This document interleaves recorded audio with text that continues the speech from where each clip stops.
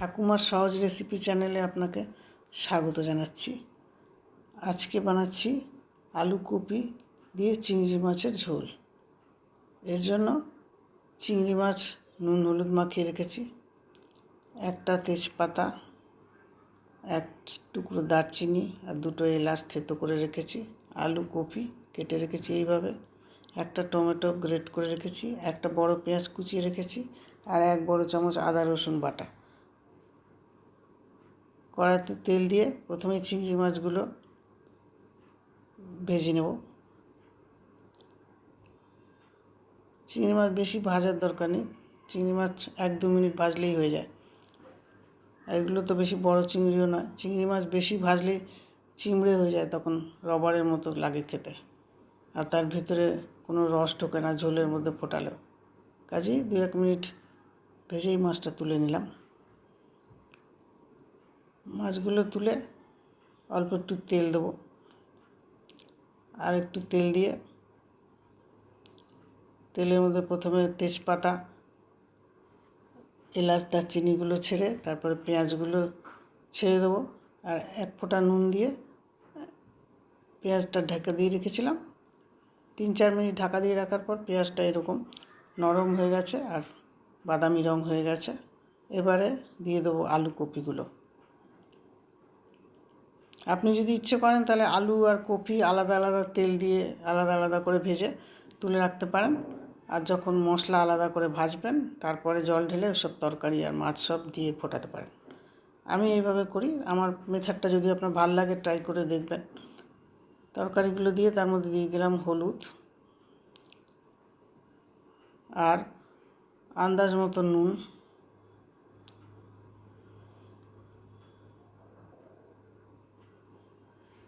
নুন দেওয়ার পর আমি দিয়ে দেবো একটু জলের ছিটে দিলে একটু তরকারিগুলো মজে যাবে কম আঁচে ফেলে রাখলে। জল ছিটে দিয়ে দেবো, দিয়ে ঢাকা দিয়ে রেখে দেবো 5 মিনিট অল্প আঁচে। জল ছিটাটা আমি হাত দিয়ে এই জন্য দিচ্ছি যে যাতে চারদিকে সমানভাবে দিতে পারি, ঢেলে দিলে ঠিক এরকম হয় না। এবার নাড়াচাড়া করে সব মিশিয়ে সবটা ভালো করে মিশিয়ে নেব, নিয়ে ঢাকা দিয়ে দেবো। যদি আপনার রেসিপিটা ভালো লাগে তাহলে লাইক, শেয়ার আর কমেন্ট করবেন অবশ্য। কমেন্টে আপনাকে যে ভালো কমেন্ট করতে হবে তার কোনো মানে নেই, আপনি আপনার যা মনে আসে তাই লিখবেন, আর আপনি যদি কোথার থেকে দেখছেন সেটা লিখলেও ভালো লাগবে। ঢাকাটা খুলে একটু মজে গেছে তরকারিগুলো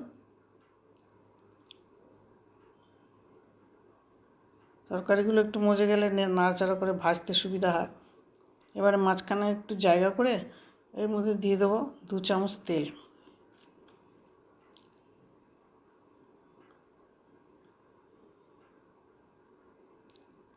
আমার এই পলাটা 1 টিস্পুনের সমান, আপনার যতটুকু তেল খেতে ইচ্ছে করে দেবেন। আমি তেলের মাপটা বলছি না, কারণ তেল খাওয়া সব বাড়িতে আলাদা আলাদা।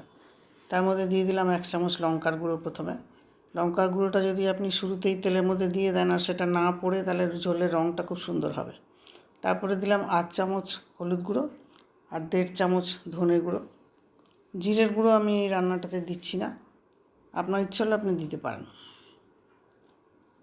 এগুলো দেওয়ার পর সামান্য একটু জল দেবো মশলাগুলো মেশানোর জন্য, একটুখানি জল দিয়ে আবার নেড়েচেড়ে সবগুলো মেশাবো।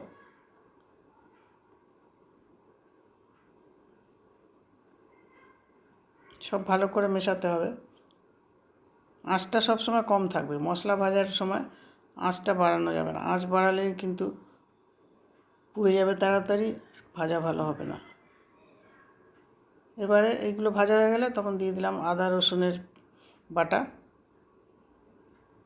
বাটিটা ধুয়ে একটু জল দিলাম।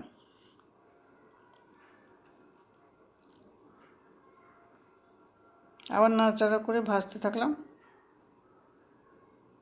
এবার দিয়ে দিচ্ছি টমেটো গ্রেট করা, যেটা ছিল আমার কাছে, সে গ্রেট করা টমেটোটা দিয়ে আবার একটু নাড়াচাড়া করে ভাজা ভাজা করতে হবে।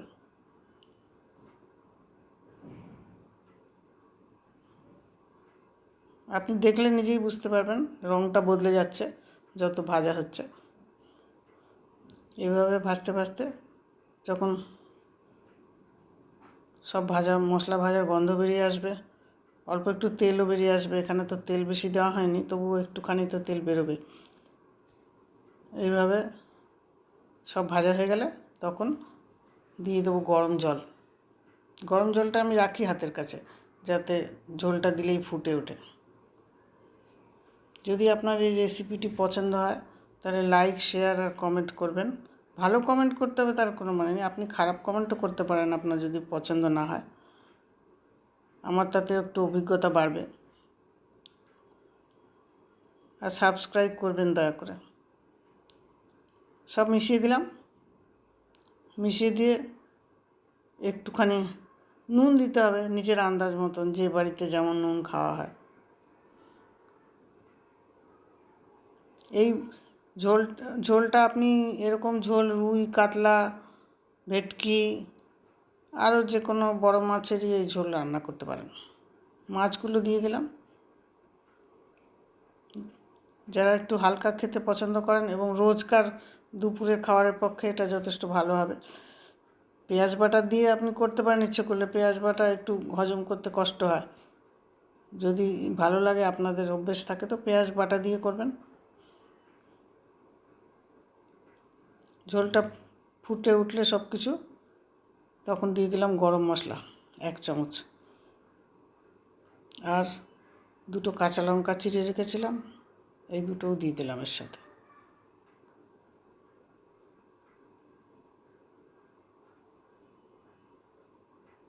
হয়ে গেছে রান্না, চিংড়ি মাছ আর আলু ফুলকপির ঝোল। এটা রোজকার খাবারের জিনিস, এটা কোনো উৎসবের রান্না নয়, রোজকার জন্য খুবই ভালো। তুলে নিচ্ছি। ভাত দিয়েই খেতে ভালো লাগবে, ভাতের সাথে পরিবেশন করুন, নিজেও খান। আর যদি আপনি রান্নাটা ট্রাই করার পর কমেন্ট করেন তাহলে আরও ভালো হয়, আমি বুঝতে পারবো যে আপনাদের কেমন লাগলো।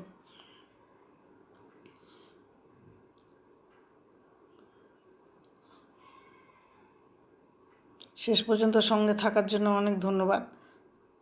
দেখা হবে পরের কোনো এক ভিডিওতে অন্য কোনো এক রেসিপি নিয়ে। ততক্ষণ ভালো থাকবেন, সুস্থ থাকবেন, আনন্দে থাকবেন।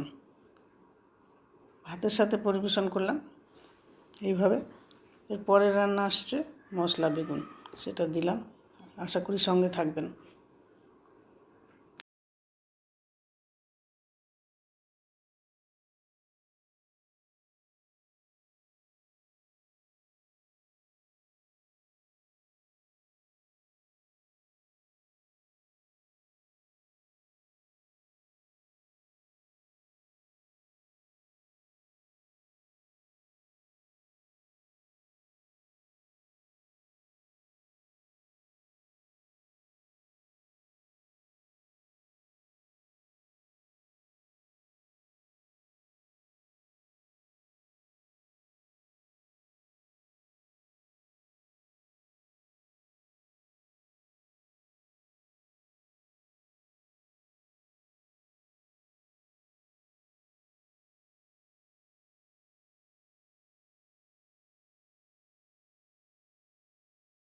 দেখা হবে অন্য রেসিপি নিয়ে।